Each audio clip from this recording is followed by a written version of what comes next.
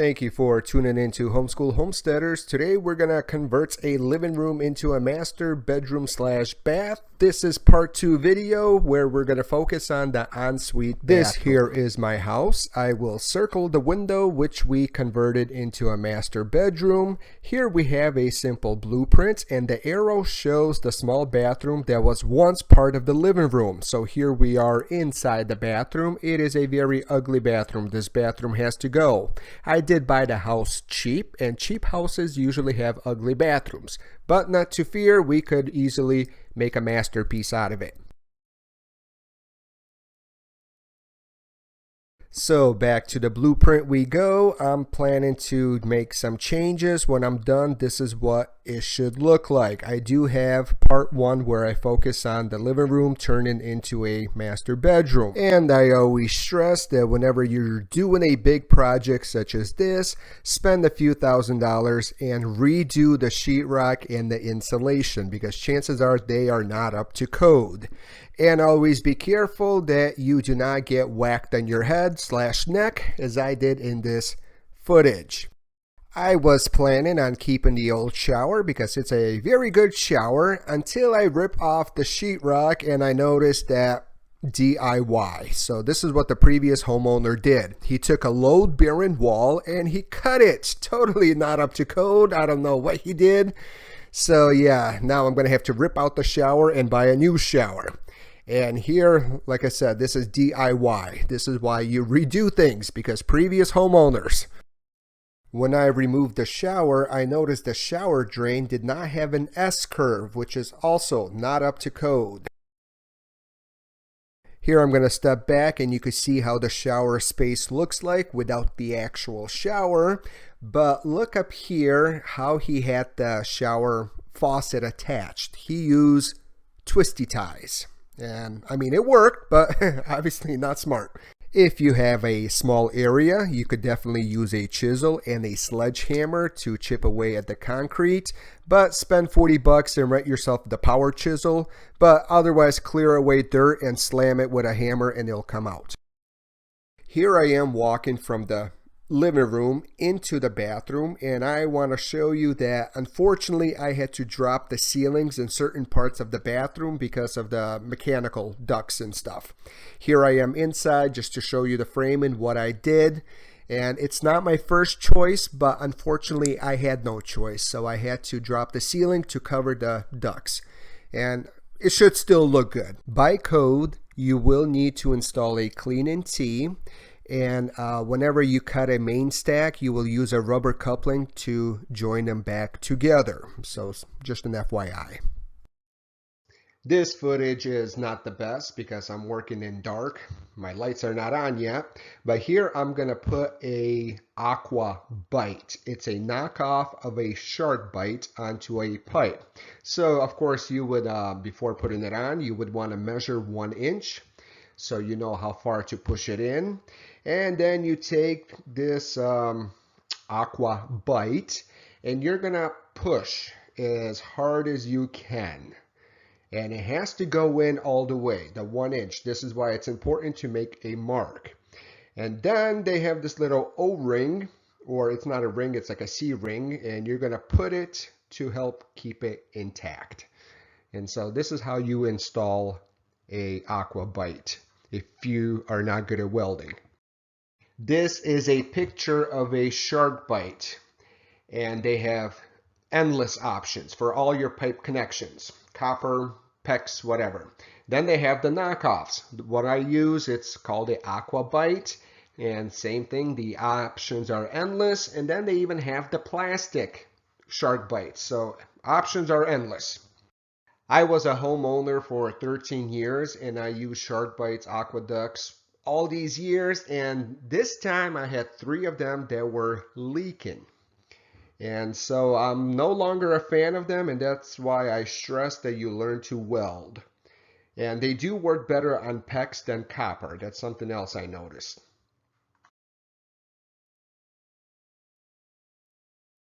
With that said, my welding soldering is not the best. This is why I resort to aqua bites or shark bites. And here I'm also showing you that the options are endless. And you could even install a shower using aqua bites. And so put it in, and then you run a PEX, and I also ran copper. You could use them interchangeably. This obviously is the fan light fixture for the bathroom. Make sure you buy one the right size, and I recommend doing electricity on the ground. And this is also very important. You need one of these, otherwise the inspection will not pass, and the inspectors do check. Here we are entering the bathroom from the door. The plumbing passed. The electricity, I did not have an inspection yet, so don't pay attention to it yet. It's not fully up to code, but I just want to show you the fan. Here we have the fan and the light, and when you click on the switch, the light works. I will turn the lights back on so we could see what we're doing, but notice the rigid foam insulation. Notice the carpentry to drop in the tub. Here we have an air intake valve. I left the studs out so you could put the tub in. And like I said, so the plumbing just passed, so this is how it looks like. And basically, yeah, you look at the drain, air intake valves again, and this is how the water will drain out. And for the drop-in tub, we had to get a massage whirlpool, which I hate. I hate these tubs, but they are way cheaper than drop-in tubs. So this is why we went with this one. This here is the pipe for the vanity. Notice the air intake valve because this is just cheaper than cutting a hole through the roof. Here I got some PEX, and then I also use copper interchangeably. That is totally up to code. Here when you look at the shower, the S curve is way back there. That's up to code as well, air intake valve. And when you look at the actual shower, notice I use PEX, and then I also use copper. And they have a shower head, the aqua bite, specifically for a shower head. So just some options for you guys. I will take a step back to show you where the closet will be for towels, like a linen closet, and to remind you I had to do a drop ceiling. Here I'm going to give you some electrical codes for the bathrooms. Where I live, there must be at least one outlet in the bathroom. All outlets must be 3 feet away from a shower or a tub, at least one outlet within 3 feet from a vanity, and a foot away from the faucet. So what exactly does this mean? Here is a picture of my bathroom, and I'm showing you a picture of an outlet. Make sure it's GFCI. By code, it has to be 3 feet away from the edge of the tub. And it also has to be 3 feet away from the edge of the shower. Obviously, in this case, this is not up to code because it's less than 3 feet. However, since I'm going to have a vanity in my bathroom, I am hereby required by code to have at least one outlet within 3 feet away from the vanity and 12 inches away from the faucet. Also, some more electrical codes. You have to have one separate 20 amp circuit for the outlets, one separate 20 amp circuit for the lights, and one separate 20 amp circuit for the whirlpool. So yes, you can no longer have one circuit in the bathrooms, minimum of 2. And I'm a homeschool father, so here I have my kids helping me run some wires.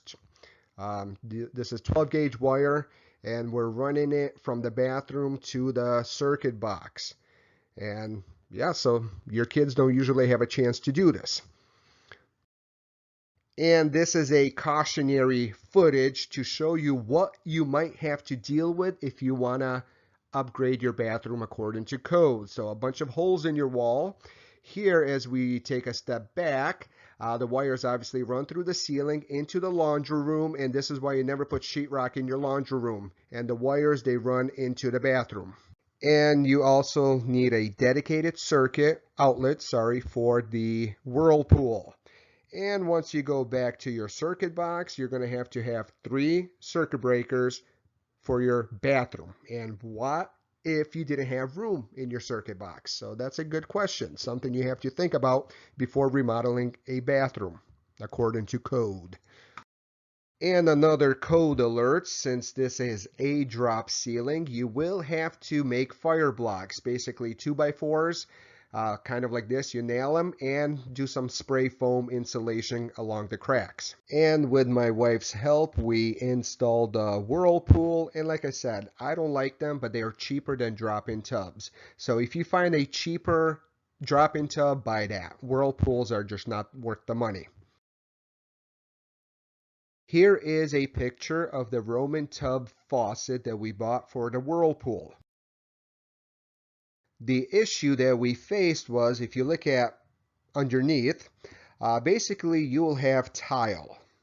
Bad animation, I know, but still. You'll have tile, then you'll have grout, then you'll have a cement board, and then you'll have a 2x6. And basically that did not leave room for us to properly secure the faucet. And so basically what we had to do was cut out the 2x6 and put in a 1x6.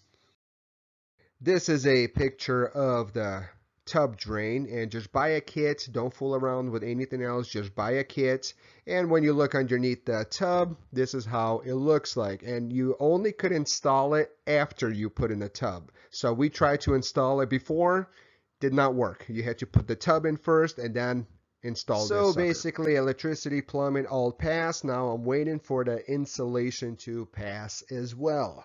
And so this is how insulation looks. The outside walls have to be insulated. The interior walls, I just did it to make it more quieter, and I had extra insulation left. But basically, this has to pass. And waiting for the inspector. Sheetrock has to be water moisture resistant, and if you're going to do tile, make sure you have cement board. And another code alert, you have to have a fire blocker type sticker on your shower, so when you cut a hole, it should come with the shower and you peel it and take a picture of it. And obviously caulk your way around the shower base and up and down the studs as well. When installing your shower, obviously just follow the instructions on the box and make sure you buy a 3-piece. It's easier to install than one big piece. Here I am filling up the tub to see if there's any leaks, if the tub is stationed well. I wish I bought a bigger faucet because, I mean, this one does a good job. It looks like it's going slow, but it's doing a good job. But underneath, another thing I wish I did was gave myself more room. So, I mean, installing this was a big headache. I got it done, but I wish I had more room. So something to consider. Give yourself more room to work with. Well, let's go ahead and press the button.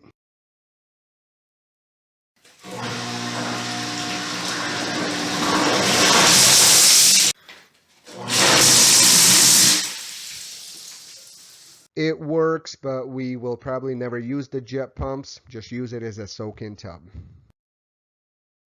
On top of the Dricor, I use laminate waterproof flooring, and make sure you have a continuous flow. It looks better. And here we are entering from the master bedroom into the bathroom. Here's the door. We pop it open, and this is how the bathroom looks like. So first thing, we have a white and gray, light gray mixture. The medicine cabinet does have lights. Here we are back at the tub. Notice the beautiful tile around it. There's a shelf to put some stuff up there. I don't know what. And then we go to the toilet. Toilet I bought under $150. Past the vanity, and let's look at the shower. The shower does have a light, and I used the same tiles that I used on my tub on the top. The door was very expensive, around $800, and it was a headache to install. It took about 4 to 5 hours. Here we are back in the daylight, and then here's a little cavity that has no shelves yet, but now the shelves are installed. This is how it looks like. So overall, a nice small compacted bathroom. Here we have a price list of all the prices, and the total for the bathroom came out to $6,700 plus or minus $100. And thank you for watching.